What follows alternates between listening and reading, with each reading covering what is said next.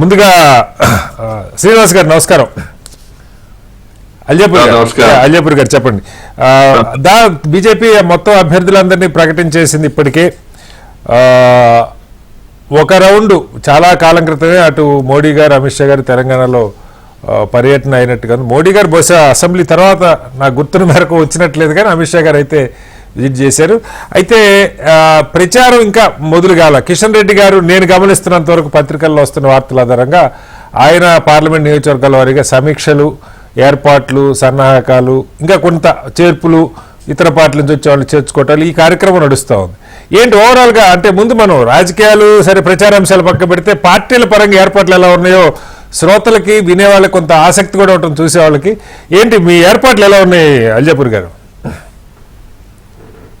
Bharatiya Janata party 17 నియోజకవర్గాల్లో candidates announce చేసుకున్న తర్వాత అంతకుముందే పార్టీ పరంగా చాలా సంస్థాగతమైనటువంటి ఒక తయారీలో ఉన్నాం. మేము తయారు చేసుకున్నాం కూడా. గత అసెంబ్లీ ఎన్నికలప్పుడే పక్కడబందీగా బూత్ కమిటీలు వేసినాం, శక్తి కేంద్రాలు ఇన్ఛార్జ్ ఉన్నాం, వేసుకున్నాం. అలాగే మండల్ జిల్లా కమిటీ అన్ని కూడా యాక్టివ్ గా ఉన్నారు. Even after assembly election Srinivas గారు మోడీ గారు ఆదిలాబాద్ కు వచ్చినారు. 4th రోడ్ లాస్ట్ ఆదిలాబాద్ కు వచ్చినారు. అఫీషియల్ ప్రోగ్రామ్ ఇనాగ్రేషన్స్ కోసం, శంకుస్థాపన కోసం అక్కడి నుంచే చేయడం జరిగింది. దాని తర్వాత పబ్లిక్ అడ్రస్ చేశారు. ఆ ప్రోగ్రామ్ అఫీషియల్ ప్రోగ్రామ్ కు మా రాష్ట్ర ముఖ్యమంత్రి గారు కూడా వచ్చినారు. సో ఆ రకంగా ఈ యొక్క రాష్ట్రంలో మోదీ గారు అలాగే అమిత్ షా గారు టోటల్ దత్తత తీసుకునే ప్రయత్నం విధంగా ఆ ప్రచార కార్యక్రమం మొదలెట్టడం. అంటే సంస్థాగతంగా కాదు అల్జాపూర్ గారు, నా పాయింట్ ఏంటంటే ప్రజలకు కూడా కొంత అవగాహన, అసలు పార్టీలు ఎలా సన్నద్ధం అవుతున్నాయి అనేది ఉత్సాహం ఉంటుంది తెలుసుకోవాలని.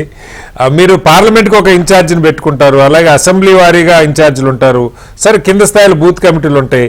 ఏంటి అంటే ఎలా ప్రచారం ఏ రకంగా ఉండాలని మీరు చేసిన కసరత్తు సంస్థాగతంగా ఫలితాలు ఏమన్నా సరే, మొన్న అసెంబ్లీలో ఫలితాలు వచ్చినా రాకపోయినా ఒక సమరోత్సాహంతో అయితే పనిచేస్తుంటారు బీజేపీలో, దానికి సంబంధించే సందేహం లేదు. కానీ స్ట్రక్చర్ ఎలా ఉందన్నది ఒక పాయింట్ ఏం చెప్తారు? ఇప్పుడు హెచ్ఎంటీవీ ద్వారా మా యొక్క స్ట్రాటజీ లోగుట్టు మొత్తం సీక్రెట్స్ అని ప్రచారం చేయబడి లోగుట్టు అడగట్లేదు సార్. మామూలుగా ఇప్పుడు ఇన్ఛార్జీలు మీకు స్టీరింగ్ కమిటీలు ఎన్ని ఉంటాయి కదా, అవి అడుగుతున్నారు అంతే. అవి ఆల్మోస్ట్ బహిరంగ సార్. అసెంబ్లీ ఎలక్షన్ మేనేజ్మెంట్ కమిటీలు వేస్తాం, అలాగే పార్లమెంట్ ఎలక్షన్ యొక్క మేనేజ్మెంట్ కమిటీలు వేసుకున్నాం. అలాగే జిల్లాలో కూడా ఎవరెవరు ఎక్కడెక్కడ ప్లేస్ చేయాలి, ఫ్రీగా ఉన్న వాళ్ళు ఎవరున్నారు, బాధ్యత లేకుండా ఎవరున్నారు, ఆ రకంగా ఆ యొక్క టాలెంటెడ్ పర్సన్స్ అందరినీ కూడా ఇన్వాల్వ్ చేసి బాధ్యతలు ఇస్తున్నాం. ఆ ఎవరితో ఏ పని అవుతుందో ఆ పని పురమాయించి ఆ కమిటీలో వాళ్ళను అకామిడేట్ చేసి పని తీసుకుంటున్నాం. కేవలం పార్టీ మాత్రమే కాదు శ్రీనివాసరావు గారు, మహిళా మోర్చా వేరు, బీసీ మోర్చా వేరు, ఎస్టీ వేరు, ఎస్సీ వేరు, మైనార్టీ వేరు, ఈ రకంగా ఎక్కడికక్కడ మోర్చాల వారిగా వాళ్ళ సదస్సులు నిర్వహిస్తా ఉన్నాం మేము. ఒక బూత్ లో నిన్నటి వరకు పన్నా ప్రముఖులు ఉండేవాళ్ళు.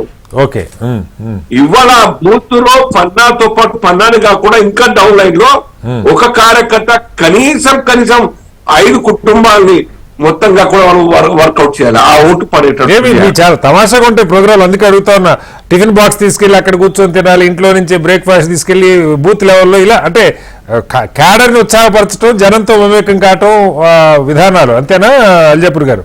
అంటే ప్రజల్లో ఉన్న స్పందన ఆ రకంగా కార్యకర్తలు ప్రేరేపిస్తున్నాయి, ఉత్సాహిస్తున్నాయి ప్రజల యొక్క రెస్పాన్స్. దేశ రాజకీయం ఏ రకంగా మలుపు తిరిగినే మనం చూస్తా ఉన్నాం.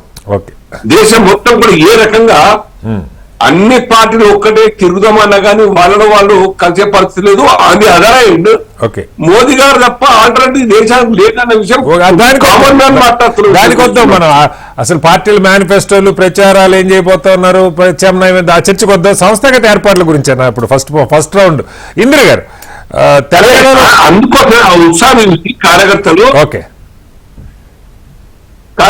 ఉత్సాహంగా పనిచేస్తా ఉన్నారు. ఆ రకంగా వాళ్ళకి ఇంకా చాలా డౌన్ లైన్ లో పని చేస్తున్నాం మేము. ఆ కార్యకర్తల సంఖ్య పెరిగిన తర్వాత అలాగే